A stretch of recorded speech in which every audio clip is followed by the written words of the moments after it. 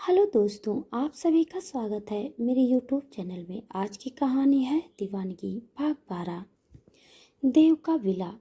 देव सुबह उठकर वर्कआउट करने के लिए जिम में चला जाता है। वाड़ी भी सुबह उठकर फ्रेश हो जाती है, लेकिन कमरे में इधर से उधर टहलने लगती है क्योंकि वाड़ी के पास पहनने के लिए कुछ भी नहीं था। जो कपड़े उसने पहने थे वह गंदे हो चुके थे और गीले भी। वाड़ी चुचलाकर कहती है, पता नहीं किस मनहूस घड़ी में इस जानवर से पाला पड़ा था। बिना किसी वार्निंग के यहाँ पर बंद कर दिया और पहनने के लिए भी कुछ नहीं दिया। मैं क्या पहनूं? ये सोचकर वाड़ी देव की अलमीरा खोलकर उसमें से एक ब्लैक शर्ट निकालकर पहन लेती है। वो शर्ट वाड़ी के घुटनों से थोड़ा ऊपर तक आ रही थी। वाड़ी दरवाजे की तरफ बढ़ते हुए कहती है, वो राक्षस ऑफिस गया होगा यार। भूख लगी है, अब कुछ खा लूं। फिर राहुल से बात करने का भी तो रास्ता ढूंढना है। पता नहीं वो कितना परेशान होगा। ये बोलकर वो कमरे से निकल जाती है। Blue pearl hotel.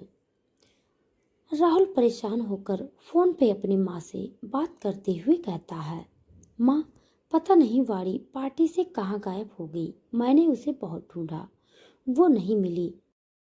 फिर मुझे मैसेज आता है कि वो हम सबसे दूर जा रही है क्योंकि उसे अपनी कोई अलग मंजिल ढूंढनी है। माँ, मैं कह रहा हूँ कुछ तो गड़बड़ जरूर है, वरना वाड़ी ऐसे नहीं जा सकती। दूसरी तरफ से सुप्रिया जी कहती हैं, तू परेशान मत हो बेटा, वाड़ी जल्दी ही हमारे पास आ जाएगी, तू चिंता मत कर।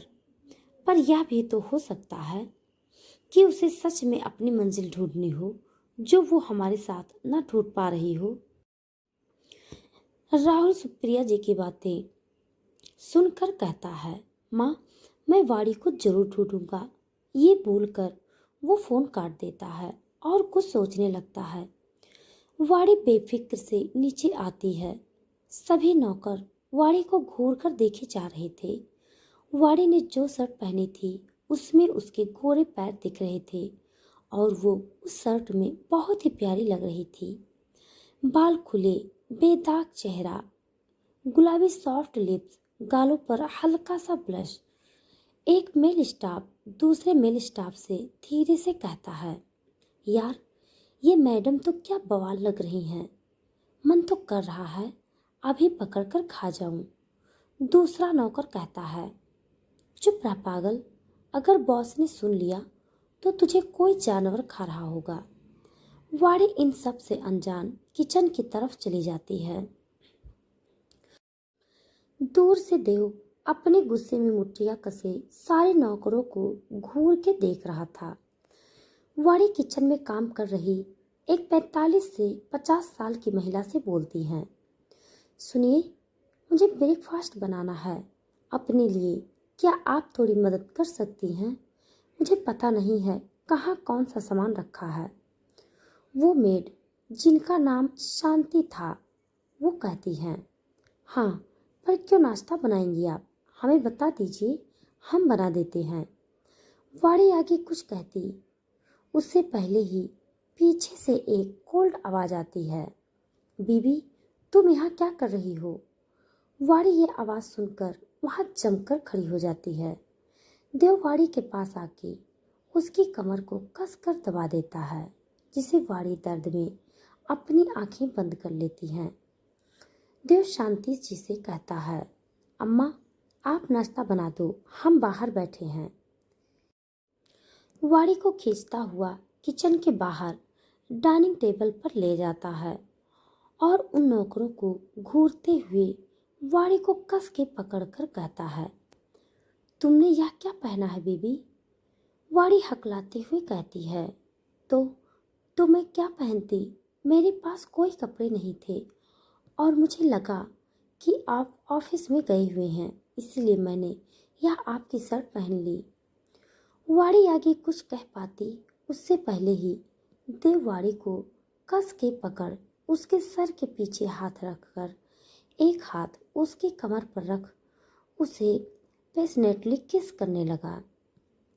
वो नौकर जो वाड़ी को गंदी नियत से देख रहे थे, वह जब यह देखते हैं तो अपनी आंखें नीचे करके साफ सफाई करने लगते हैं और उनके डर से पसीने छूटने लगते हैं, क्योंकि देव वाड़ी को किस करते हुए भी उन दोनों को बहुत ही बुरी तरह से घूर रहा था, मानो जैसे उनका शिकार करने के लिए एनर्जी ले रहा हो।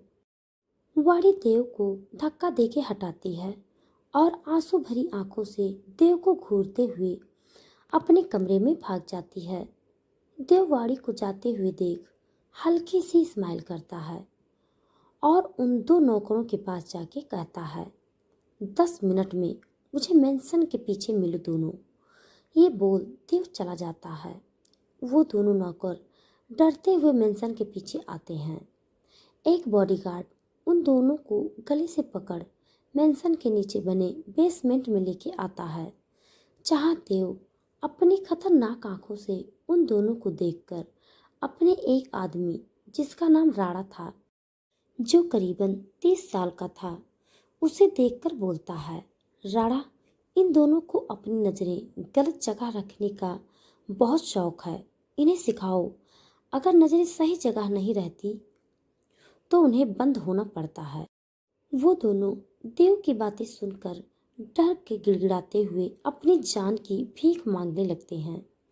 राणा आगे बढ़कर उन दोनों की आंखों में बेरहमी सी गोली मार देता है, जिससे वो दोनों तड़प कर वहीं मर जाते हैं। देव सोफे पर बैठ अपना सर पीछे कर जुनूनियत से कहता है, मुझे पसंद नहीं कोई मेरी चीज को हाथ लगाए, और वाड़ी वाड़ी तो मेरी जिंदगी है। जिंदगी पर अगर कोई आंख उठाए, देव खुराना उसे जहन्नुम पहुंचा देगा। इस वक्त अगर कोई देव को देखता तो वो ये बात अच्छी तरह समझ जाता कि देव वाड़ी से कितनी जुनूनियत भरा प्यार करता है। कुछ देर बाद वाड़ी ने एक प्लाजो सूट पहना था जो पिंक और वाइट कलर का था, जिसे देव ने कुछ देर पहले शांति जी के हाथों से भिजवाया था, जिसे पहनने के अलावा वाड़ी के पास और कोई ऑप्शन नहीं था। वाड़ी हॉल में आती है और डाइनिंग टेबल पर लंच के लिए जाने लगती है। तभी उसे अपने पीछे से एक बहुत ही गुस्से भरी आवाज़ आती है। वाड़ी जैसे ही पीछे मुड़ती है, तभी उसके गाल पर एक जोरदार चाटा पड़ता है। वाड़ी को जैसे ही थप्पड़ पड़ता है, वह एकदम सुन्न खड़ी हो जाती है और गुस्से से कांपती हुई निशा को देखने लगती है। निशा गुस्से में चिल्लाती हुई कहती है, तुम 2 कौड़ी की लड़की फिर आ गई मुझसे मेरे देव को छीनने के लिए। उस दिन तो तू बच गई, लेकिन आज मैं तुझे जिंदा नहीं छोड़ूंगी। निशा ये बोलती ही वाड़ी को जोर से धक्का दे देती है और डाइनिंग टेबल से एक चाकू उठाकर उसे मारने के लिए आगे बढ़ती है। निशा जैसे ही आगे बढ़ती है, वाड़ी उससे दूर भागने लगती है। निशा वाड़ी के बाल पकड़कर उसे खींचते हुए अपनी तरफ कर उसे चाकू मारने वाली ही होती है कि तभी पीछे से देव निशा का हाथ पकड़ उसे धक्का देकर वाड़ी से दूर करता है। निशा देव को देखकर डर से हकलाते हुए कहती है, देव बेबी तुम कब आए?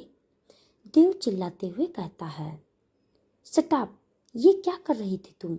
अगर वाड़ी को कुछ हो जाता तो मैं तुम्हें जान से मार देता। वाड़ी अपनी भरी आंखों से देव को देखती है। तभी निशा चिल्लाते हुए कहती है, बस देव बस, तुम इस 2 कौड़ी की लड़की के लिए मुझे मारने की धमकी दे रहे हो? तुम भूल गए हो क्या? इसने तुम्हें धोखा दिया था। न जाने कितनों के साथ कितनी रातें बिताई हैं इसने। निशा यह कह ही रही थी कि देव चिल्लाते हुए कहता है, बस निशा, अपनी बीबी के खिलाफ मैं एक शब्द नहीं सुनूंगा। Just get off my house. Nisha ये सुनकर गुस्से में अपने पैर पटक कर वहाँ से चली जाती है। वाड़ी देव को देखते हुए अपने कमरे में भाग जाती है। देव वाड़ी के पीछे कमरे में जाता है। वाड़ी बेड पर बैठी रो रही थी। देव वाड़ी के पास आके कहता है, बीबी तुम रो क्यों रही हो? तुम जानती हो मुझे तुम्हारी आंखों में आंसू बर्दाश्त नहीं होते। वाणी अपनी आंसू भरी आंखों से देव को देखकर कहती है, क्यों क्यों बर्दाश्त नहीं होते? आखिर ये नाटक क्यों कर रहे हो? वो तुम ही थे ना जो मुझे मारना चाहते थे ताकि निशा से शादी कर सको। देववाड़ी के चेहरे को प्यार से पकड़कर उसके करीब आके उसे कहता है, बीबी, अब मैं जो तुम्हें बताऊंगा वो ध्यान से सुनना। देववाड़ी को फिर पूरी सच्चाई बताता है। वाड़ी हैरानी से देव को देखकर कहती है, पर तुम्हें ये सब कब पता चला?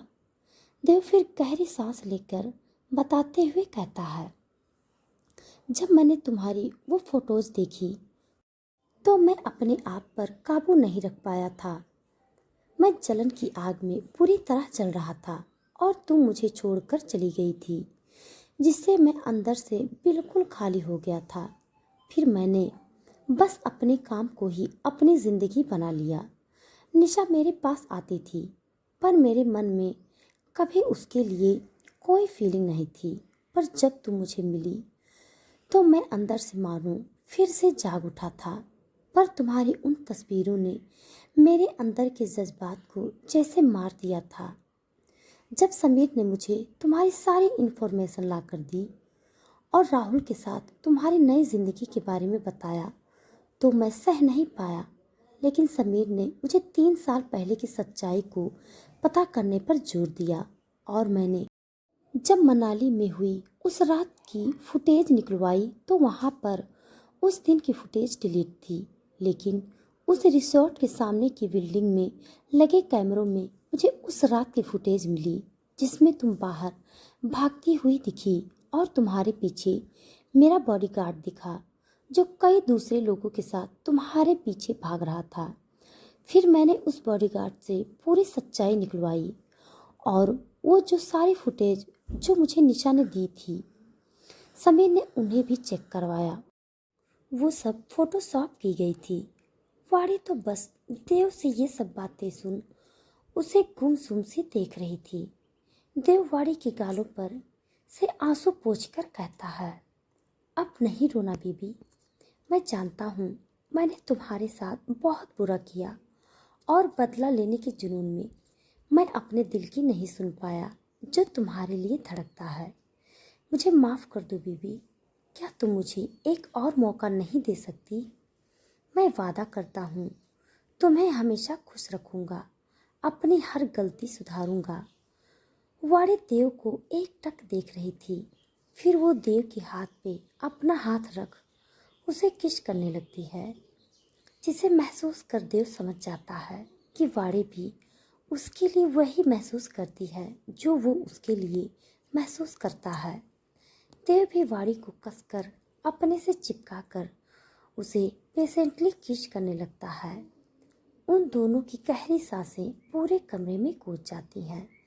देव धीरे से वाड़ी के सारे कपड़े उतार देता है और उसे बेड पर लिटाकर अपनी शर्ट उतार कर उसके ऊपर आके उसकी पूरी बॉडी पर किस करने लगता है।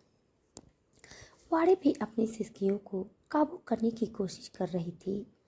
वाड़ी जैसे ही देव को अपने अंदर महसूस करती है, उसके मुंह से एक दर्द भरी आह निकल जाती है। उसके आंखों में अब आंसू थे।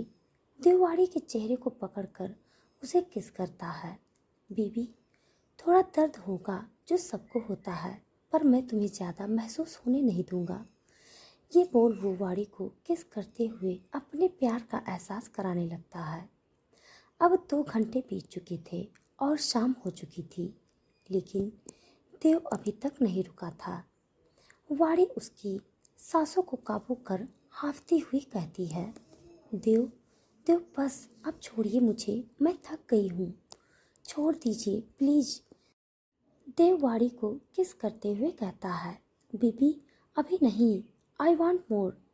ये बोल वो फिर से अपने जिस्म में छुपा लेता है। 1 घंटे बाद 7 बज रहे थे।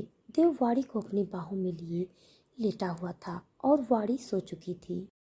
देव वाड़ी के छोटे से चेहरे पर एक लाइट किस कर उसे देखने लगता है। वाड़ी के चेहरे पर बहुत थकावट थी और उसके होंठ थोड़े सूज गए थे और गुलाबी पड़ गए थे। वाणी इस हालत में भी बहुत खूबसूरत लग रही थी। देव वाणी को जुनूनियत से देखकर कहता है, कैसे काबू करूं खुद को बीबी, तुम्हारा ये खूबसूरत चेहरा मुझे तुमसे दूर ही नहीं रहने देता। अभी तुम आराम करो, क्योंकि अब तुम सिर्फ मेरी हो, सिर्फ देव खुराना की। और ये देव खुराना तुम पर एक खरोच भी नहीं आने देगा। ये वादा है तुम्हारे डेविल हस्बैंड का। तो दोस्तों, आज के लिए बस इतना। इसके आगे का भाग जानने के लिए आप हमारे साथ बने रहिए। हमारी कहानी आप सबको कैसी लग रही है